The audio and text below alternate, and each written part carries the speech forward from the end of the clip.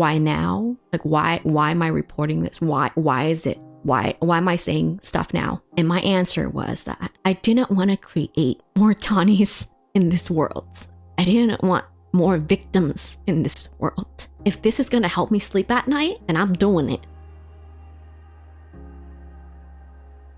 I think it started when I was 6 or 5, probably 6. All I could remember was I was so scared, but not like he's gonna kill me scared, but it was this uncomfortableness because I couldn't process what was going on. We're gonna call him Mr. Tony. And Mr. Tony was dating my cousin at the time, and I think she must have graduated high school at least, so she was probably in college. And she met this guy as, I think she was working at a coffee shop or something, and she met this guy. He was 13 years older than her. And at the time, I was living in this apartment. My parents had just came from Vietnam and immigrated to the States. And we shared this 4-bedroom apartment. So my aunt and uncle was in one room. My cousin, which is my aunt's daughter, she had her own room. My step uncle's son, step cousin, had another room. And so me, my mom, my dad, and then my younger sister, so the 4 of us were in one room. So yeah, my sister was already born. I was at least 5 or 6 when,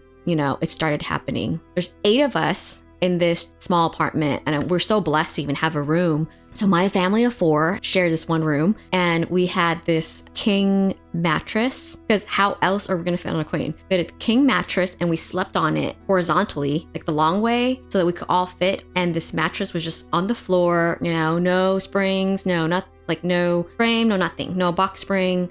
It was just on the floor, and we had this tiny closet. Honestly, the mattress kind of took up half the room. So as a kid, you really didn't know, or you didn't know anything. It was just cool.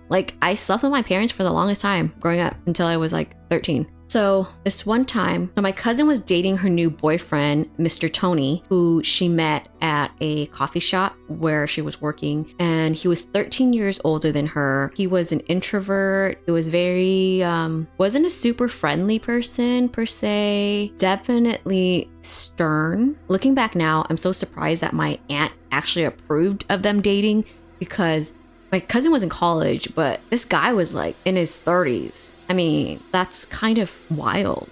I mean, it's not unheard of, but it's different. And he actually had the key, or she gave him the key to our apartment. So this one time I got home from school. I was probably in the first grade. I was probably 6.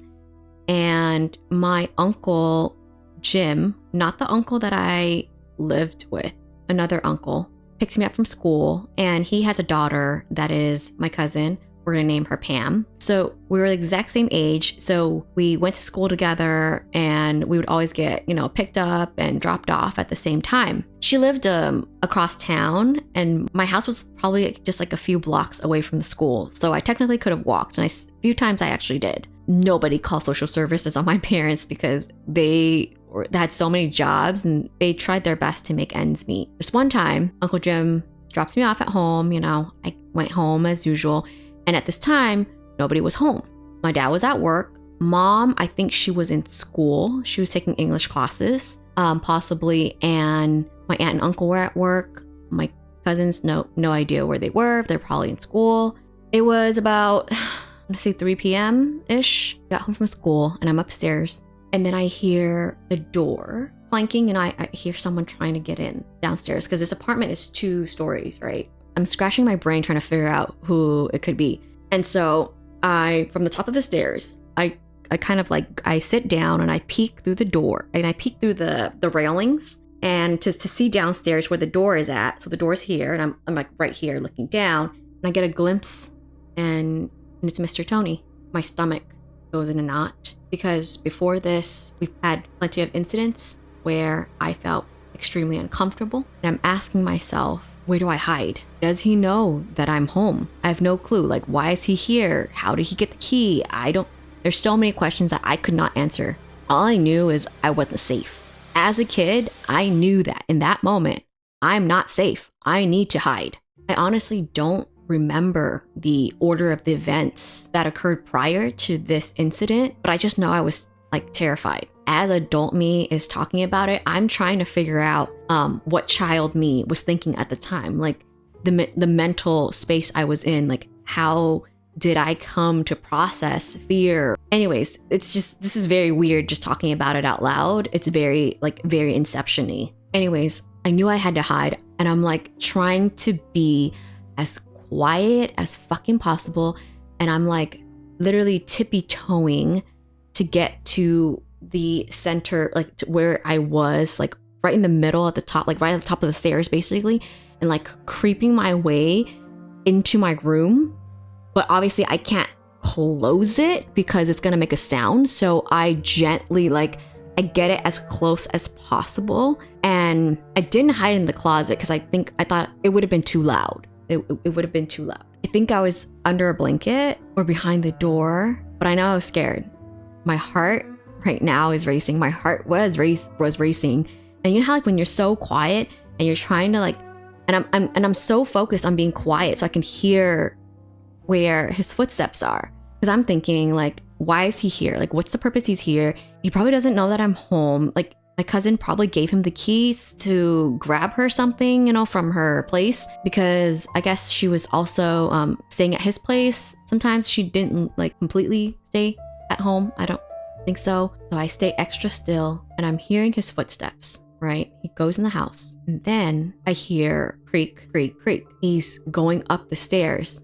Our stairs creak and I'm like, shit, he's getting closer. I tell myself, I'm like, okay, stay still, stay quiet, stay still, stay quiet. There's a big possibility that he does not know I'm home. If I just stay quiet, stay invisible, he will go and get his shit or whatever that he's supposed to do and just get out, right? And at the top of the stairs, so once you get to the top of the stairs, immediate right to your 4 o'clock will be my aunt and uncle's room. My room is going to be like 2 o'clock, and then 11 o'clock is the bathroom, and then next to that is my cousin's, and then right there is my cousin, my girl cousin, and then the other one is my guy cousin. So he needs to go here. He needs to go from the stairs to here, right? So when he got to the top of the stairs, he did go to my cousin's room. I hear him walk in, and then I hear him walk out. I'm waiting for him to walk downstairs and out of the house. I don't know if I gave something away. I don't know if I was breathing too hard. I don't know if I moved. As he walks out to my cousin's room, I'm just thinking, okay, good, just leave, you know, just leave, okay. And then I hear a twist in the doorknob, my doorknob. And then he sees me and he says, "What are you doing here?" And I tell him, "I just got home from school." He then tells me to come with him. I obliged like a good Asian kid. He then directs me to my cousin's room. And at the time, I remember there was no bedding on it. Like, she had a mattress and a spring box, but no bedding. And I can show you the exact picture of her mattress because I have it. Because she's had that mattress for so long, and she gave it to my grandma. So in her room, there was just a mattress, a spring box, and her computer table. The mattress was like a darker color with like flowers, and it was silky. It was really smooth. It was really nice to feel. And Mr. Tony proceeded to tell me to take my pants off. And I only took off my pants and not my underwear. Then he asked me to take off my underwear. And then I did. Then he had me laying on the bed and then proceeded to abuse me. And then after that, actually not allowed me to leave yet. He allowed me to put on my clothes, and I did. He proceeded to shove his genitals in my mouth, and I was not complying. So he got frustrated and told me to leave. As a kid, there's no way to process that. There's just no way. Like, I don't know if being Asian matters, because being Vietnamese, being Asian, you're always taught to obey elders, right? You never speak back. You always respect authority. People tell you what to do, you do it. Like, we are so freaking obedient. And I don't know if that's played a part in why I'm so rebellious as a teenager or as an adult. But like, my God, like, if something that I would instill into my kids is the ability to say no, you know, like you don't always, like that's, I don't know, like Asian culture, it's just so rigid and so structured where like if you're older, you're always right. Like you're always right and everything you say goes. This was just one incident. So many other incidents where my family and everybody was in the same room as he abused me because he threw a blanket over us. And you know, like when kids, like they sit on top of, you know, the grown-up's lap or whatever, like that kind of freaks me out. Even as an adult, I see it nowadays. I'm like, you know, especially like, oh my God, there's a blanket. Why is there a fucking blanket over like an adult and a child? Like he was just sitting in the living room and like everybody was, it's crazy because everybody was there. My mom and dad were there. Everybody was there, but no one could protect me. No one could protect me from the abuse. And I had no tools or anything to speak about my uncomfortableness or speak about, I didn't know what was wrong or what was right. I just didn't know. All I knew is I was uncomfortable and I wanted to run. That's all that was in my head. I think he probably got an adrenaline rush from being so bold and doing it in front of other people. I think it made him more and more ballsy. So he thought he could get away with, you know, everything, and he did for a long time. And till this day, I still apologize to my inner child for not being able to protect her. Like I couldn't protect me, you know. I feel so bad. I have no idea, you know, like now I'm thinking like, why didn't you scream? You know, like, why didn't you say anything? Why didn't you run? The molesting actually lasted a few years until we finally moved out and then it stopped. And I think I still remained such a happy kid. I don't think I was ever like a sad kid. Like, obviously I didn't know what was going on. I just felt uncomfortable, and then the uncomfortableness stopped. And so life's great. You know, I was like, it's fine. Everything's great. And even though I was like I was such a happy kid, and I realized how memories work and you can repress the shit out of memories. And no one would have thought of what happened because my cousin got married with that Mr. Tony guy. They bought a house together. They started a family. Like we would come over for Christmas. Like, isn't that crazy? As if nothing happened. I did always stay away from him. I did. I love my cousin though, because she was like a sister to me. And at that time, I still never told a soul. I didn't even remember it. I just knew to stay away from him. I just never processed what happened. I never processed or unpacked what happened to me as a kid until high school. So one fine day, and I think it was social studies. And my teacher at the time was named Mr. Alves. He gave us a book report that we were supposed to choose a book and talk about it with him about, I think at lunchtime or something. I think the book I chose was called Not for Sale. That was a sex trafficking book.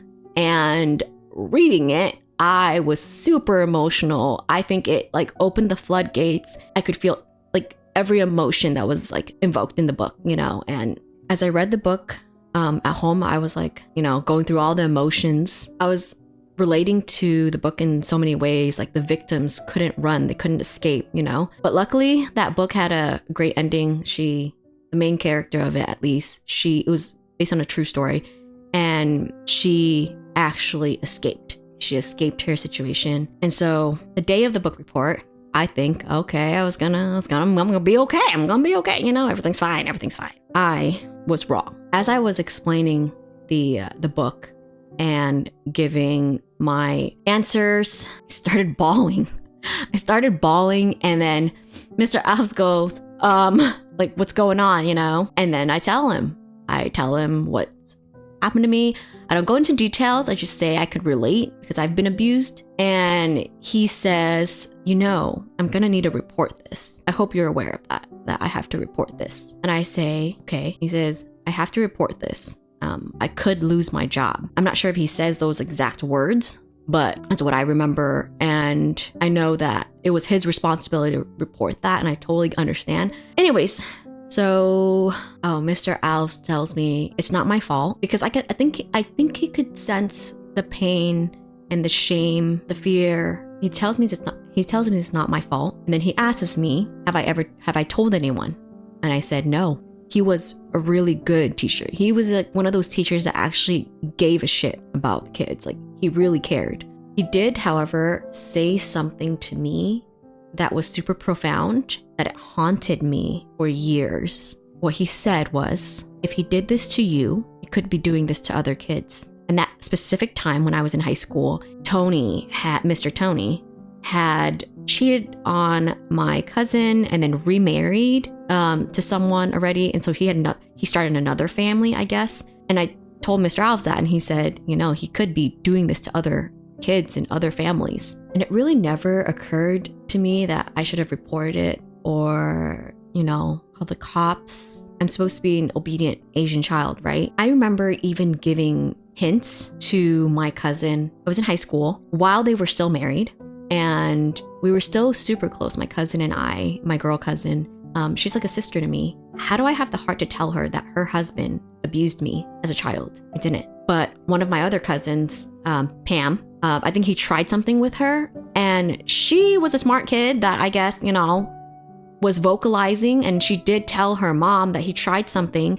And then her mom went to go talk to my girl cousin's mom, my aunt that I lived with, and they had like a big thing. Anyways, obviously they didn't believe her. They thought that she was a kid making shit up. When she was a teenager, it was brought up again, somehow in the car. My cousin and I were in the car, and it got brought up, and she just called my cousin, like Pam, she just called my cousin Pam a liar. And I was like, like there could be some truth to it, as I'm dropping crumbs and hints that there could be a lot of truth to it. She goes and tells me, I don't know what Pam's even talking about. We barely sleep together. We barely basically have sex. We barely make love to each other.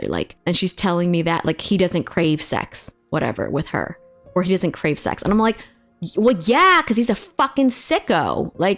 Of course he doesn't want to have sex with you. He wants to have fucking sex with kids. It's fucking twisted, and he's fucking perverted. So she wasn't having it. I could tell. So for me at the time, there was no point in me bringing it up. My boyfriend at the time, now my husband, was one of the first people that I told, not in depth, but he knows the extent-ish of the abuse that I went through. He actually found out through random triggers.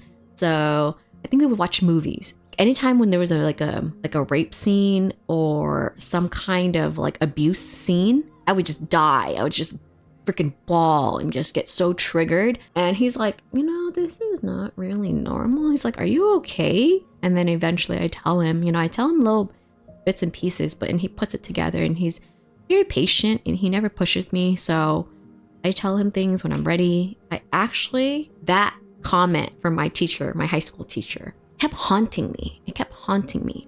I had blood on my hands. That's what it felt like. It felt like I had blood on my hands. I was thinking, okay, what about the other kids? What about his own daughter? What about any kind of kids that he ever comes across? I was just thinking, am I playing a part? Am I fucking these kids up? Am I ruining people's lives out there? I was probably about 21 when I reported it. That's after I moved out of the house, out of my parents' house. When I finally reported it, I didn't tell anybody except my boyfriend at the time. He drove me to YMCA. It's an advocacy center. They had the cop come there and interview me. Of course, I'm crying a million miles. As I'm telling the story, I'm crying. And I realized that as he's asking me all these interview questions, I didn't even know the guy's name.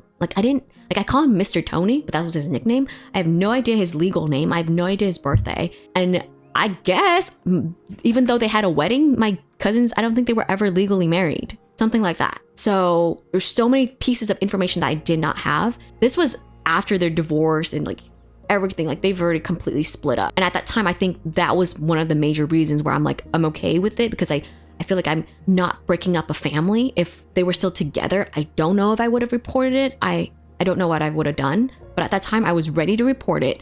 And the situation was not ideal, but they weren't together. So I feel like I wasn't hurting her and I wasn't breaking up a family. And so I called her. I called my cousin. Hey, I'm gonna need his legal name and his date of birth. And then blah, blah, blah, blah. She gives it to me, you know? She just gives it to me like instantly without thinking, you know? And I'm like, okay, thanks. And then I like completely spaz. Like, and the cop asks me, what's his name and his birthday. And I'm like, oh shit, I forgot. Like, ugh. Okay, I gotta call her again. And I'm like, hi. So I don't need to get sorry. What did you say? I kind of forgot it. And then at this time, she could process what, like why I was asking or something. Like, I don't know what her spidey senses said, but she said no.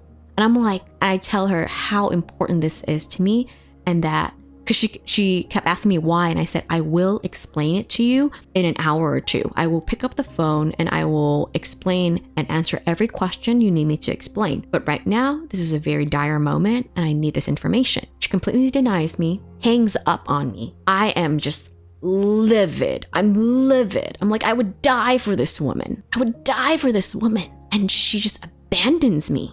And I'm like, and I text her. I remember texting, so angry. I was so angry with her. It was after like the whole thing when I got back to the car, but I was like, hey, are you fucking kidding me? I was like, are you fucking kidding me? Like, are you fucking kidding me? Like, I'm like, you are my fucking, like, I said, am I your fucking blood or is he your fucking blood? And mind you, at the time, I'm pretty sure that she was still in love with him. I'm pretty sure that was the case because everything she did after the divorce was basically to spite him, I think. But anyways, yeah, she was like madly in love with this guy. But after that trial, that case went to trial. The whole thing took years to close. The day after, I get a call. I don't know if it was the same day or the day after. I get a call from my dad. Of all people, I get a call from my dad. My parents have no fucking clue, right? What's going on? My dad says, Tani, what the fuck are you doing? What the fuck are you doing? Why are you bringing up old shit? Why? These are his words.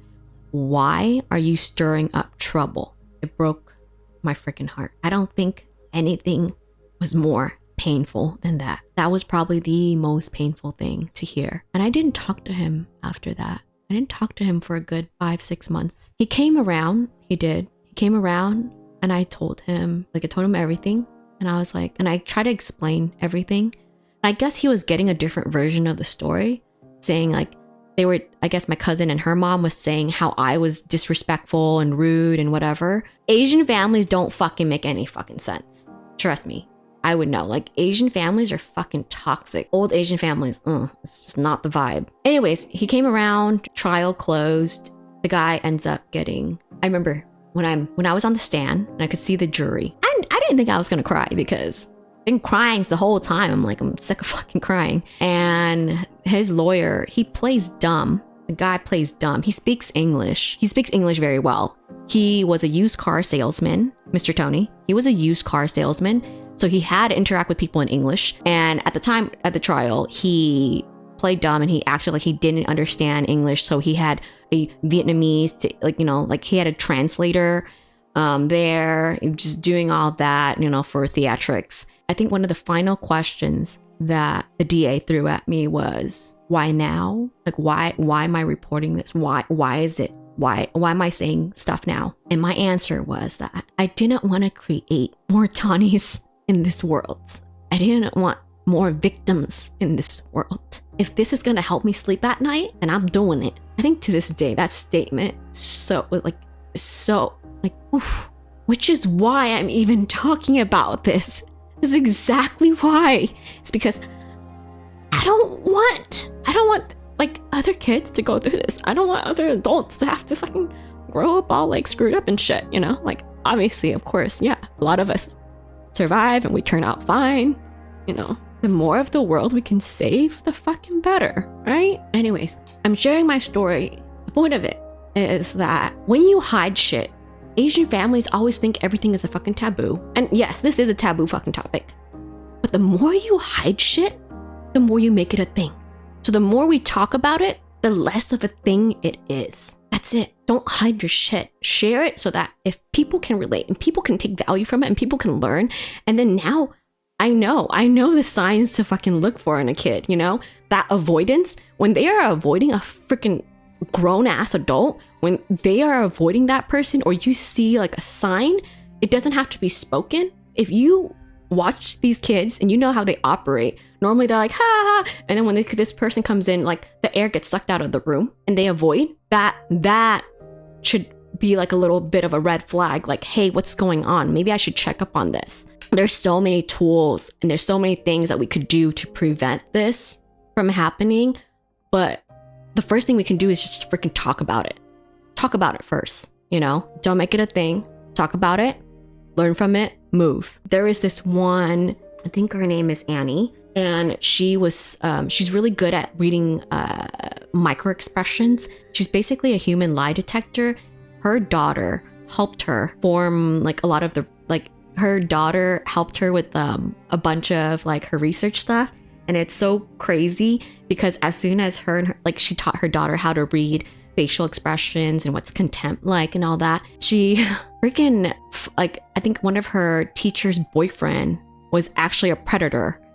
And because she told her mom, this guy, is there something off about him or whatever, like her mom took her seriously, notified authorities, and he actually was a freaking predator. And the only reason he was dating like a second grade or elementary teacher is so he could have access to these kids. So crazy.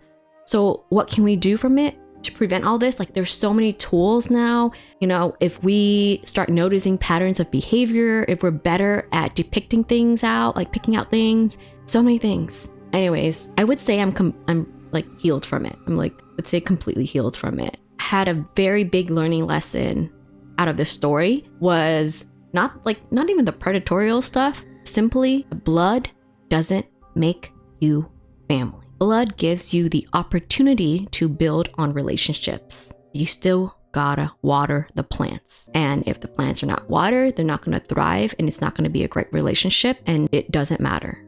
So for everyone that holds on to that notion so tightly that blood makes you family, I would challenge you to think a little bit differently. It's about relationship. It's not about blood or not blood. It's about relationship and love and relationship maintenance. Life is freaking crazy. And if we shared more of this taboo shit that, you know, Asian families or families freaking like dig and like bury and bury and bury, the more you bury them, the more it's a thing. Just fucking bring it to the light.